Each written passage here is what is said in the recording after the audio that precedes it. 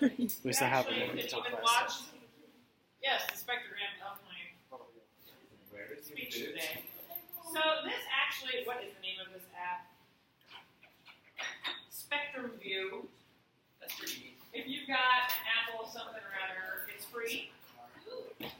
There's a paid version that probably does more, but honestly, this is all I would ever do with it. And watch yourself talk. Well, no, actually. I need glasses for this. I just need glasses. I've got like a very small astigmatism, and so I tend to sight read notes on the wrong line. Me too. I do when I'm wearing my glasses. Yeah. And so, anyway, yeah, we have so many people missing today, and this is kind of an important day. We'll go over a lot of this. I don't know if we're going to have to postpone the test yet another day or something. I don't know, because a lot of people have fevers and migraines, but I had that exact same thing happen to me last week, so I'm not exactly doubting that is what's happening. So we got to pretty much just started this last time, I think. And we need to just kind of go over the basics of all of this. And I know I talked about there was forced resonance and free resonance, and that's just kind of, God, it is like dark in here. I know. I mean, that's what you do them all is fine. Whatever. Wow, that's a great People like, right. I like light. Well, and sometimes you can mess with that. Anyway, so the kind of key terms, and I did send out, people get the email with my lecture notes. Yep. Yes. So hopefully that helps. Thank you. Yeah. Well, it just because this is confusing. So the key terms actually are pretty much in bold when you look at those, so you can go back and double check. Resonance is one of the big ones. I have a marker today, which is also helpful. Woo!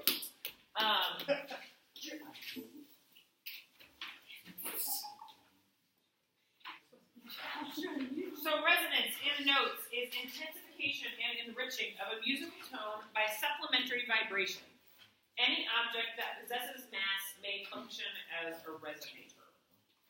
So the big thing is that you need to know about resonance, is that it is something that enhances sound. Resonance is not sound. It does not make the sound. It just enhances the sound. Does that make sense? So everything above your larynx is a resonator. And in fact, you may remember from some of those articles we read at the very beginning of the semester, they even talk about your trachea has potential to be a resonator as well if you're singing in chest voice, especially, so less so for women generally than men. But it's anything capable of resonating. What things does a resonator need? I know we talked about this in the last class. It's sort of two things. I feel like Jory is close. Yeah, she's. Well, your face pretty much. Yeah. Because that's the face I made. I'm just demonstrating. Yeah. It needs to be hollow and have volume. Great. Those are the two big things that resonators do need.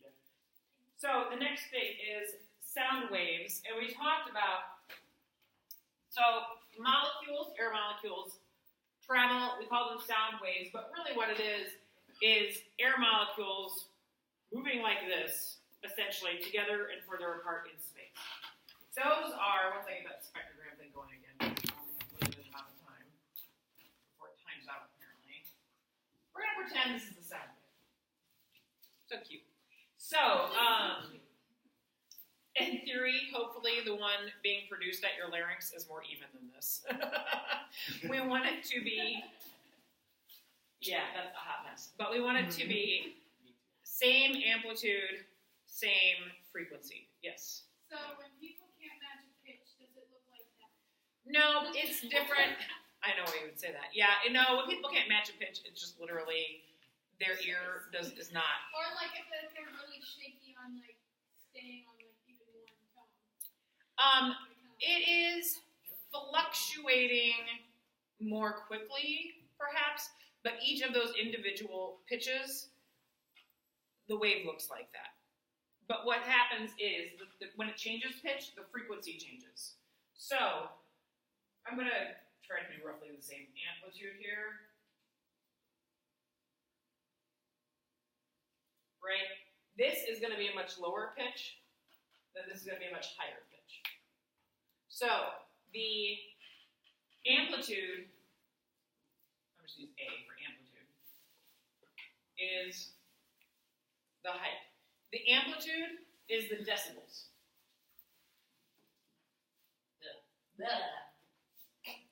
Be good if I can spell.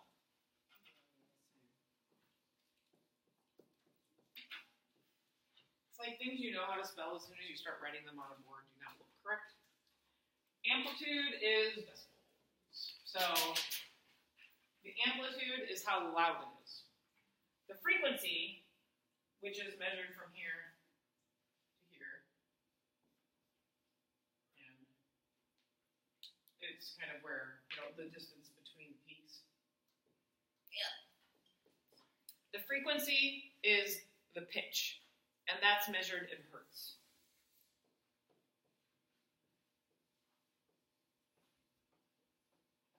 So really, all of this sounds more complicated than it is. Because I know all of you know loud. How loud something is. That's a pretty common term. And I know all of you, because you're musicians, understand what pitch is. Then that pitch and volume are unrelated. Now, there are tendencies that pitch and volume tend to go together. But you do know that you can sing the same pitch quietly or loudly. So, yeah, while they do correlate, they are technically unrelated, if that makes sense. A correlation is something that goes together but is not necessarily causative. Yeah, exactly. Correct. So, when you have all the leftover chords from before, that's nice. Thinking about that, long story short, just so I can get your attention and you can see where we're going, is essentially with formant tuning, if you can get your mouth to resonate at the same pitch you're singing, you end up getting an extra formant that has twice the amplitude of the other formants you were singing. Meaning your voice will effectively double in size just by volume. Not volume, but just by resonance as opposed to actually singing louder. How do you even start to do that? It's not as complicated as actually it seems. Were you raising your hand and just being like, yes, good news? Yes. Yeah. Yeah. When my voice teacher said, oh, well, if you just tune this, then your voice will double in size without any extra work. And I said, sign me up. I'm lazy. Although it is really complicated. You have to concentrate a lot, so actually you can't be lazy. It's nice because it saves your voice. That's the real trick. And it really is using vowels to your advantage. Oh, I was going to bring my binder in, but we can do that next time. And I'm looking for a chart. It exists online someplace. I do not know where, because this week has kind of been insane. But you can match your vowel to the range you are singing in. And that will help you. You know how sometimes you're like, I always sound really good on an E vowel on this note. Has that happened to you before? That is because that vowel that you are singing is resonating closely to the pitch you are also singing. So, if I sing E, this is where I should fire that thing up again. If I sing E, that's E. Okay, it's not terrible. But if I tune it, you hear the distinct difference. And that's just because I have done the vowel differently. Does that make sense? Also, I probably will work my lyrics. Paying attention to what I'm doing. So that is kind of cutting to the chase. We'll backtrack a little bit, but that's where we're headed. So that is why I'm teaching you this. Because you can see it has a big impact on how you sing. And that's why we needed to learn all the other stuff before. Because if your mucosal wave is not correct, then that means that the fundamental frequency is not clear. Without the fundamental frequency being clear, you will not have all of the overtones you need to tune to create the new overtone, which is the singer's formula, if that makes sense. Anyway, we're kind of jumping ahead. Let's go back to basic terminologies that we need to learn. So, basic terminology, hopefully that's pretty clear. The amplitude, I put DD instead of DB. Oh my word. This is what I'm saying about things you put on the board start to be stupid.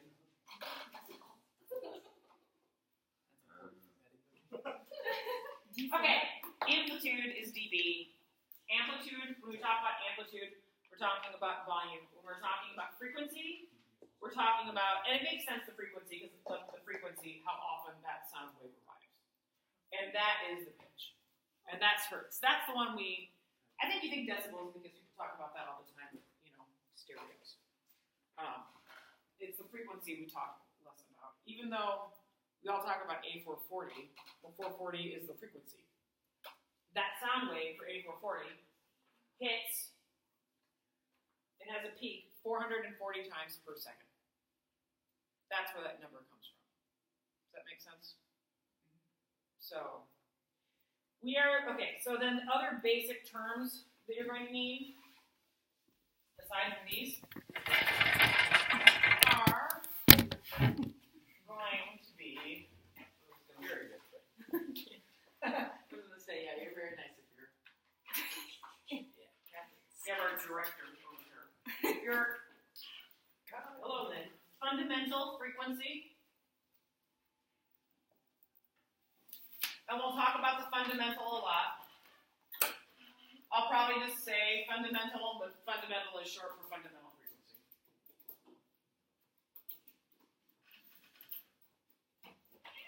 So already, if I'm talking about the frequency, we know that involves what? It's a frequency, it is the fundamental, how many how many per second? And so what does that mean? What's another word you can use for frequency? Sort of, it's a synonym, but not exactly. Wavelength is, yes, okay, that's actually a better synonym. This is kind of a side synonym. Frequency is pitch. Your answer was actually more technically correct than mine. Just not the one I'm looking for. Yeah. The fundamental frequency is the pitch that you are singing. So, do you get any choice when you are singing a piece about what the fundamental frequency is? No. Aaron Copland or Mozart or whoever has the say on what that fundamental frequency is. Hopefully you're singing in tune. I guess if you weren't, maybe you'd have some say in that regard. So the fundamental frequency, think of that as the pitch you are singing. Since we are using the word frequency, we know it has to do with pitch. Then we need to talk about the harmonic series, which honestly I do not have memorized, and I know lots of musicians who do, probably jazz musicians, because I feel like they know everything. But we have to sing in other languages. We have our brains for other stuff.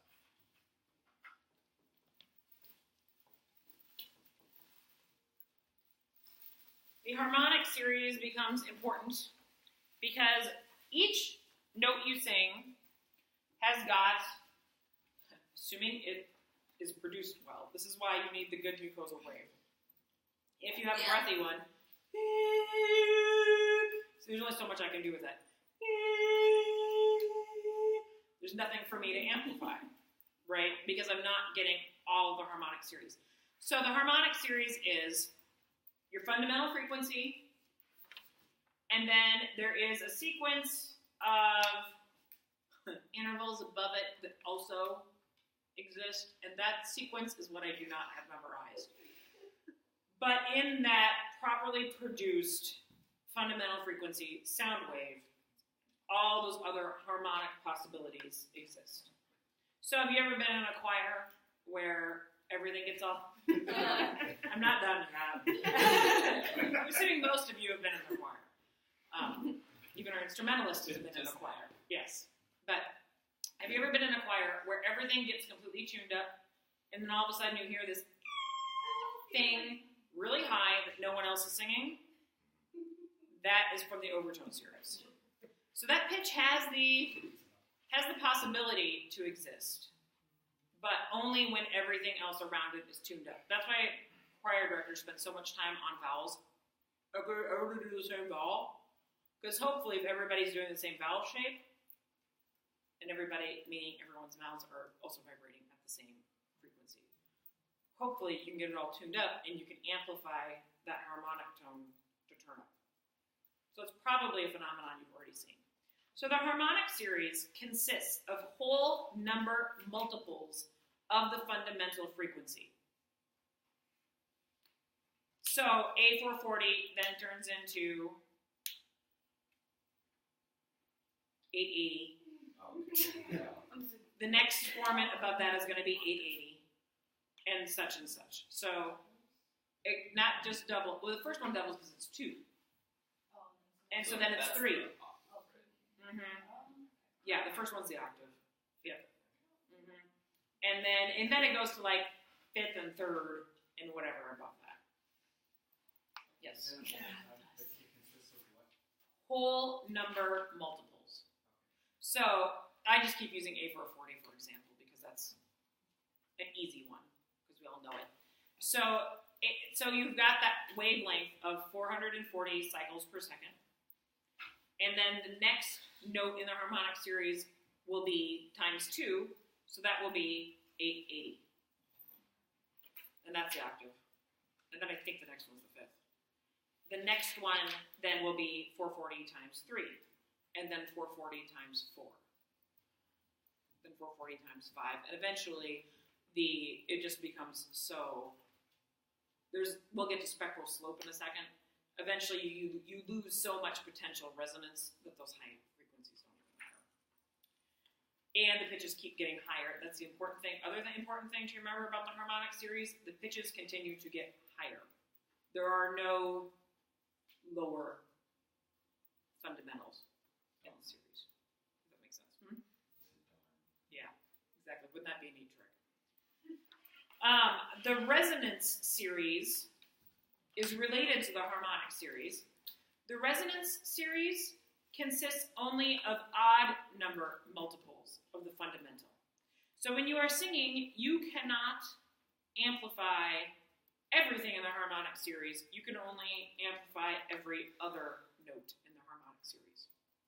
So you can do 440 times 2, 440 times 4, 440 times 6.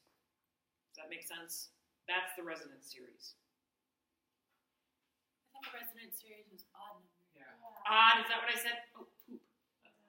It's nice that I actually can read my own notes and make sense of them. Oh, we don't want her in here. No, sorry, odd. So times 3, times 5, scratch what I said because the note is correct and my brain is wrong. This is why I have notes. So odd number what? Odd number series. Okay. Yeah, odd number multiples of the fundamental. Okay. So the fundamental times 3, fundamental times 5, fundamental times 7. I do know the difference between odd and even. And then in the voice, these harmonics diminish in amplitude as they increase in frequency. In general, that is a thing. So, well, not exactly, not for the fundamental, but for the harmonics, it is. Their tendency is, and so that's the spectral slope. So if you've got, and this is in the book, kind of, if this is your fundamental, then, and this is how fast it is, so the speed is faster, so we've got 400, 500, whatever, and we're up to like 2,000 over here. And as the harmonics go, that kind of a thing happens. So as the harmonics diminish in amplitude, what was the other thing you said? So as the harmonics diminish, well, okay, let's say that backwards. As they increase in frequency, so as the harmonics become higher in pitch, they decrease in amplitude, so they grow quieter, which makes sense.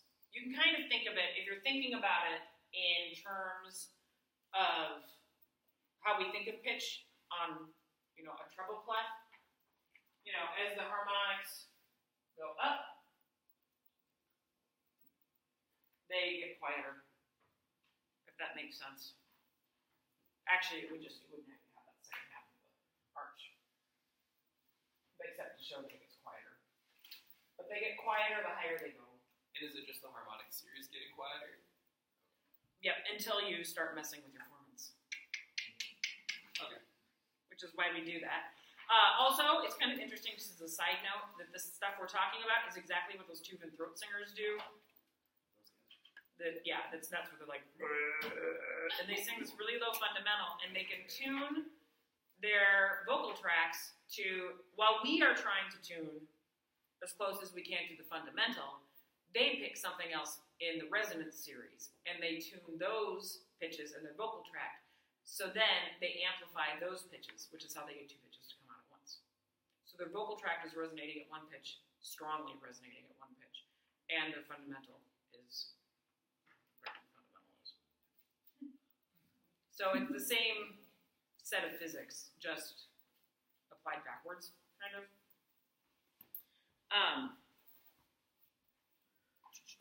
Okay, also, what we have is a quarter wave resonator. And this is what's tricky about this. And this is the stuff that I'm going to talk about this next bit in class. Never in a million years will you think about it in this much detail when you are singing. It's just so we can kind of survive. So if you think about, we've got a tube. It's a boom whacker. Yeah, a boom whacker, exactly. And actually, that is how boom whackers work. Same thing as your voice. That is a really disgusting looking tube. Oh my word. Sorry. Oh my word. Okay, that's a little bit better. Guys! It's okay.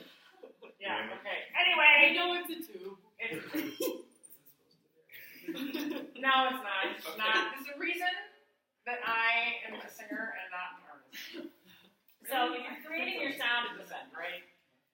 Say your larynx is here. And you're creating your fundamental pitch and it's got the wave. It needs to end in the middle for that sound wave to escape. If the sound wave hits at the top, it does not escape. If it hits at the bottom, it does not escape. Does that make sense? So that is why it's important that your vocal tract matches the pitch you are singing. Because we want that frequency to come out. Yes? So with the boom whacker, you said it works that way. Mm-hmm. So you have to hit the tube in the middle to make it sound something, and that's what, where you hit it is what controls where the thing is. Well, the boom whackers are all different lengths, right? And because of the length, that is the pitch that it resonates. Same thing like with a pipe organ. And so that's why all the pipes are different lengths, and that pipe only is the right length for that one pitch to come out. If you are thinking about like a bugle, you get your fundamental, and you get things in the series, but you can't make anything else because it's only tuned for that fundamental and its overtone series. How does that apply to singing? So, like I said before, what's here is just, it's not a good sound. But that sound includes the fundamental and the overtone series, although we can only resonate the resonance series. So what happens is everything above this line is what makes you sound the way you sound. So that's the boom whacker. That's the boom whacker. Yep, everything above this line is your boom whacker. It's an interesting class. And what we want is that when you are resonant, when you're resonant, the standing waves, that's not a term you're going to need to really know. But when you are resonant, the waves you make And the standing wave is the wave that can escape, essentially. It will bounce back and forth 4 times in your throat, ideally. And then when it escapes, it will amplify in amplitude. The amplitude will get greater, it will be louder. When it's bouncing back and forth, it gets larger. And when it escapes, it will also hopefully synchronize with your vocal fold oscillation. Because remember, your vocal folds are oscillating at the pitch you are singing. So if you're singing 440, your vocal folds are buzzing 440 times a second. Does that make sense? It makes sense when you think about it. Because you need to cause the air disturbance. And so you know if each of those waves is 440 times a second, you're probably causing the disturbance 440 times a second. What did you say about how it like bounces back and forth like 4 times, and then you say it gets louder? So yeah, so this is where this whole lowered larynx thing really factors into this. Is that if you have a high larynx, I can be really loud without lowering my larynx, right? Loud. It's not resonant. So there's a big difference between loudness and resonance. That, if I sing like that, is going to kill me. Now, if I lower my larynx, this I do want you to know. Because this is important. Because this is why I teach what I teach, what hopefully you will teach what you teach. When your larynx is lowered, you will have a 6-to-1 laryngeal outlet to pharyngeal opening ratio. Yeah, and that's in the notes. Let me even find where it is, because this is skipping ahead.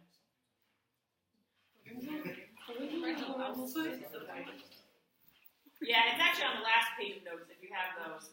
The ratio of the size of the oropharynx to the laryngeal outlet. Yeah. So your pharynx is going to be larger. Pharynx. We talked about the term laryngeal vestibule way earlier in the semester. That's your pharynx. To your laryngeal output. I don't know why McCoy doesn't use the term pharynx because it's so much easier than all these other crazy things. Oropharyngeal blah, blah, blah. Pharynx. Just call it your pharynx. So people have been calling it for 100 years. It's easy. Now, so your larynx, we all know roughly is here. Mine is kind of up high, short neck. But your larynx is here, and your pharynx is the thing that's right above it.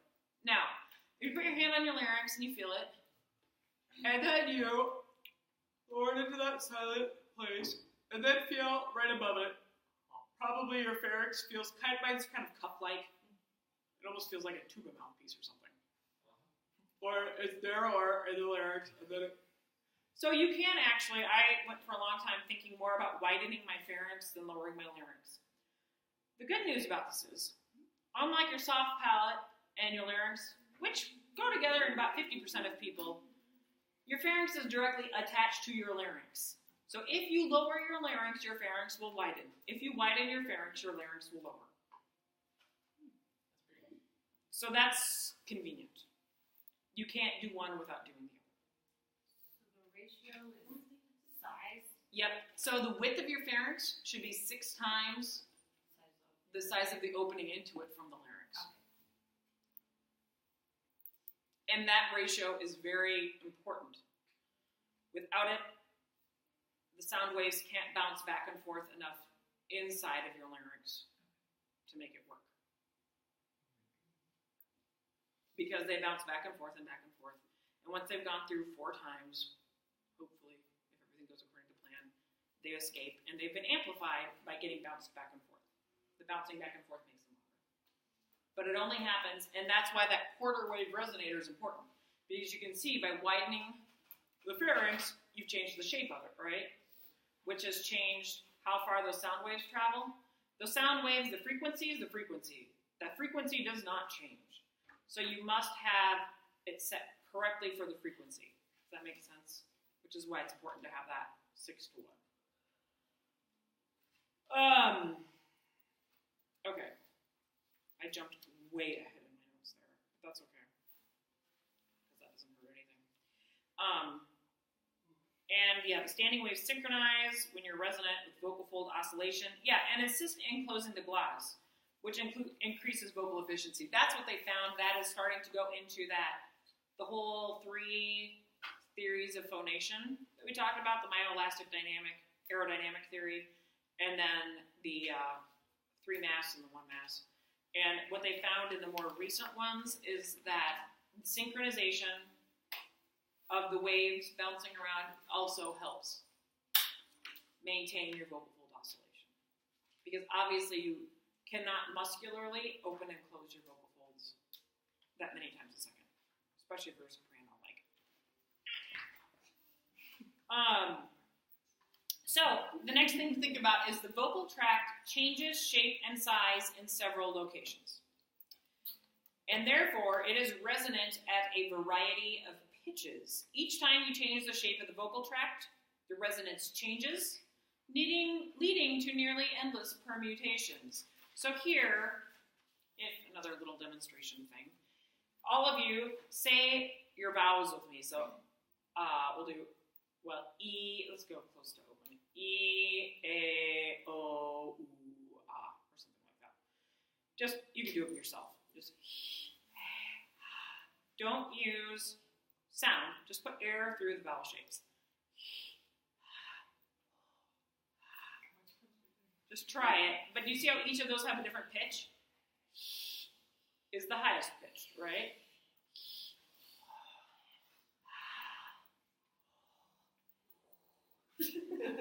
Ooh is really low. So do you see how your vocal shapes? Your vocal tract. Yep. Your vocal tract changes shapes, which changes pitch. The trick is changing your vocal tract, making that pitch happen at the pitch you are singing. Does that make sense? So, E is great for high tenor notes and mid-range, especially mezzo, but because the soprano mid-range is a little higher, but kind of like that bottom part of the treble clef. Good for everybody who sings their bass baritones. Probably try to avoid that if at all possible. Yeah. Yep. But E, now that is for me a resonant note. Easy to find E that plays resonance. E, ah. Even with a low larynx. Ah. Do you hear that's not resonant? E, ah. Those are resonant. I want to know how to do that. I mean, it doesn't make sense. It makes me so mad. It's a lot of effort, but I don't know how to keep my larynx lowered. Like, I can do it when I breathe. Right, and that's the start. That's the start. Yeah. And so keeping your larynx low. Oh my word, I'm going to pass this around because I had so many people coming in late today. I've got a whole bunch of people sick. Oh, yeah, get Jacob. Yeah. Later. At least I know where they are. Tuesdays. So for keeping a larynx low, because we're starting to learn this is pretty important, right? It does a variety of things. It also later on when you get to resonance, it'll affect that. Start low. I sometimes have people home with their jaws way down. That naturally kind of lowers your larynx. All of my voice students are like, yes, she's done this with us last week. Stretches your soft palate up. And if you start low, I never do more than 3 or 4 pitches. More than that, for someone starting, it just gets like way out of control. Sometimes sliding is good too. Because if your larynx pops up, you can hear it. Yes. So, like, that position is low when you sing? it is for me. I mean, I can't. Probably, like, I don't know, because it feels really tight. Like, I've just tried doing that, but it probably because I can't sing so low. Yes, that knowing your voice, that is way too low for you. Yes, that is an F. Don't do that. I picked that pitch because that is low in my voice. Okay. For you, I would start more like a B. Because your voice is significantly higher than mine. Yes. So it's important. That's why it's important to know your student's range. Are you an alto? You know, it's interesting. About 50% of people think I'm a contralto. 50% think I'm a mezzo. I called myself a contralto for a while, but if you do that, they think your voice is broken or weird. And so now I say I'm a dramatic mezzo because I can sing all the same rep. Literally none of my arias changed when I went from contralto to mezzo. But now if I say, oh, I'm a dramatic mezzo, people think I probably have high notes, which I do. Do I think probably I fit a textbook definition for contralto best? But because people are dumb who are doing casting, they think that means busted or ugly. No. You ugly. Most people who sing contralto, there's something undesirable about their voice. So like, I'm gonna sing a contralto one. I'm really unique. And so I say mezzo because people aren't expecting some freakish thing when I walk in the door. And so they're like, wow, she's really solid throughout her whole range. And it's just impressive. So it's like a marketing trick. So what am I? I don't know. I'm something low and loud. That is what I normally answer. Something on the low side with loud notes. Just listen first. Yeah. We will find out. I know I'm not a soprano. Yeah. Really? I wouldn't have ever I'm guessed. definitely Oh, yeah. So we have also the source filter theory, which is important. It pretty much, I bet, you will think, oh yeah, this sounds very familiar. If I said source filter theory, what do you think the source is? Correct. Yes. This is the source. What do you think the filter is? Yes. So, the textbook type of definition of the source filter theory includes the source is the periodic sound generated by the oscillating vocal folds. Okay, so what is that really? That's a very fancy way of saying the fundamental frequency. The source is the fundamental frequency. The fundamental frequency is the periodic sound generated by oscillating vocal folds. And then the filter are the resonators and articulators of the vocal tract. So it really is just the fundamental frequency happens at your larynx, and the filter is the vocal tract. When you break this down, this is all really scary stuff on the surface, but I think you can break this down into things that seem pretty obvious, I hope. You know, that your vocal folds are making the pitch, and everything above it changes it. The vocal tract can amplify sounds in one small frequency band while canceling others nearby. By changing which frequencies are amplified and attenuated or dampened, vowels are formed for speech. So that's kind of what we already talked about. What we are doing is amplifying some frequencies in the sound, and we are getting rid of other frequencies. In the voice, resonance peaks become stronger at higher frequencies. Amplification increases as frequency rises at a rate of about 6 decibels per octave. This is why harmonics several octaves above contribute to the vocal timbre. So while we do have that spectral slope and the harmonics diminish the higher they go, the tendency is for the higher frequencies to be louder. That's why sopranos are loud, because they naturally get 6 decibels per octave more than a bass or whatever, you know. So every time you go up an octave, you're just naturally getting 6 more decibels no matter what you do. Harmonics that coincide with resonance peaks are amplified, while those found at troughs are dampened. Overtones do not diminish at a constant rate. So, this is all, resonators have affinities for specific frequencies. This is what is tricky. Everyone's been saying, what the heck is a formant? And they're drums. That should sound like a familiar question to some of you. A formant, and McCoy uses, I think I like his definition for the most part, is that it is resonance potential. So when you think about the shape of your vocal tract, is it even?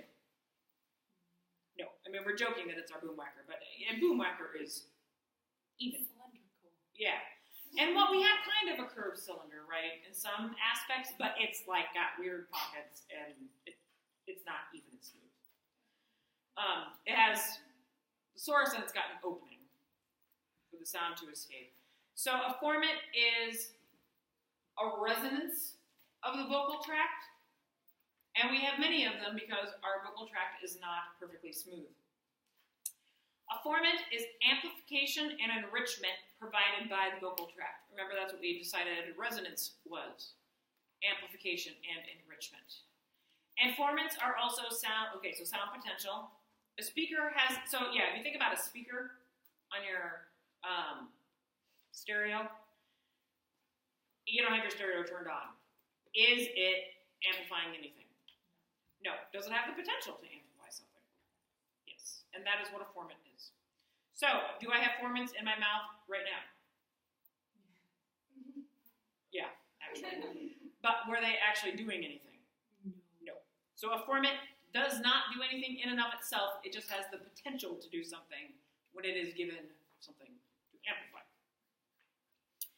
And formant frequencies are altered through changes in the shape of the vocal tract, which I feel like we're all pretty clear on now, that the formants change depending on how you shape things. You can hear all those different pitches. Yeah, harmonics are incapable of self-amplification. If a harmonic is particularly strong, it then is in close proximity to a formant. So, we want to make those things in the resonance series louder. That is what makes you travel over an orchestra. It can't do it on its own. So you have to, I'm going to hook this up again. You've got to,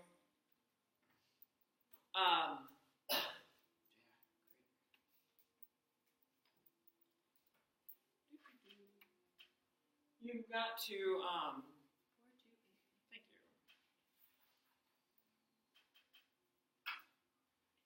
you. You have got to, okay, so if you're looking at this, you can see the different frequencies when I talk. So when I sing, not particularly resonant, but I'm still getting the singer's formula there. There, okay, it's a little droopier. So fundamental is way over here, and that's the loudest part. The rest of this are all of the other frequencies, right? What we want is to cluster our third and fourth formants. You naturally have 4 formants happening in your mouth. So remember, that's a big one. You've got 4 formants.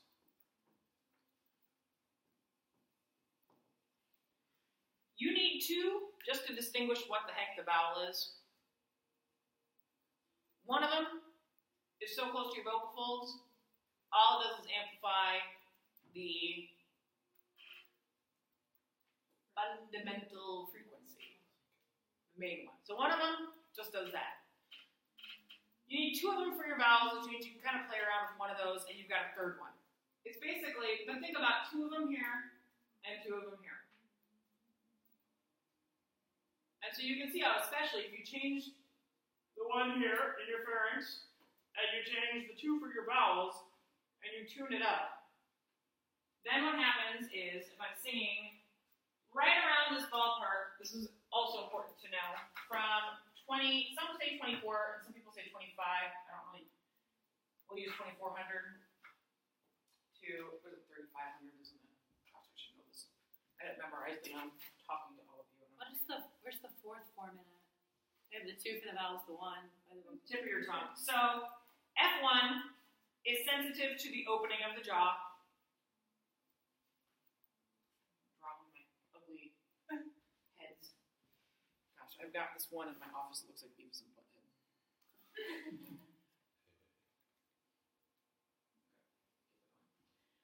Yeah, F1 is for, opening of the jaw.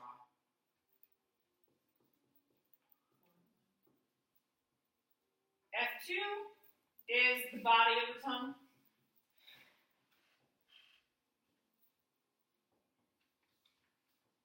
F3 is the tip of your tongue. And F4 is your larynx.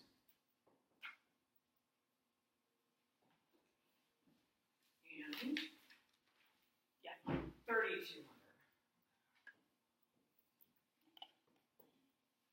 So, generally, we're not going to sing anything. Sopranos do get into that range of 2,400 to 3,200.